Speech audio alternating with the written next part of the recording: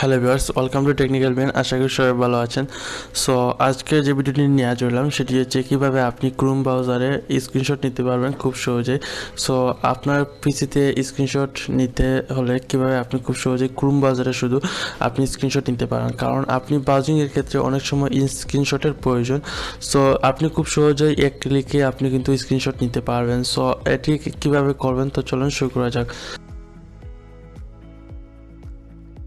প্রথমে আপনি একটি ব্রাউজার এন্টার করবেন। এন্টার করার পর আমি দেখাচ্ছি কিভাবে স্ক্রিনশট নিতে হয়। সো এখানে দেখেন ক্রোম ব্রাউজারে একটি এক্সটেনশন ডাউনলোড করতে হবে, স্ক্রিনশট ক্যাপচার। এটি কিন্তু আপনি ডাউনলোড করবেন, অর্থাৎ এটি আপনি ইনস্টল করতে হবে।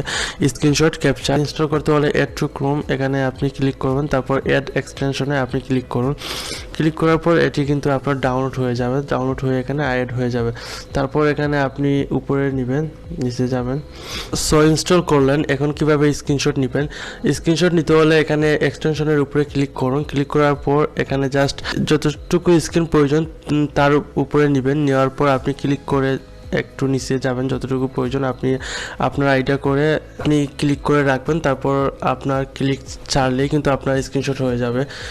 আশা করি বুঝতে পেরেছেন কিভাবে স্ক্রিনশট এক ক্লিকে নিতে পারেন। সো এটি কিন্তু খুব সহজেই ব্রাউজারে আপনি স্ক্রিনশট নিতে পারবেন। আমি এটি সবসময় ব্যবহার করে থাকি, এবং আপনি যদি প্রয়োজন হয় তাহলে আপনি ভিডিও ডিসক্রিপশন বক্স থেকে ডাউনলোড করে নেবেন।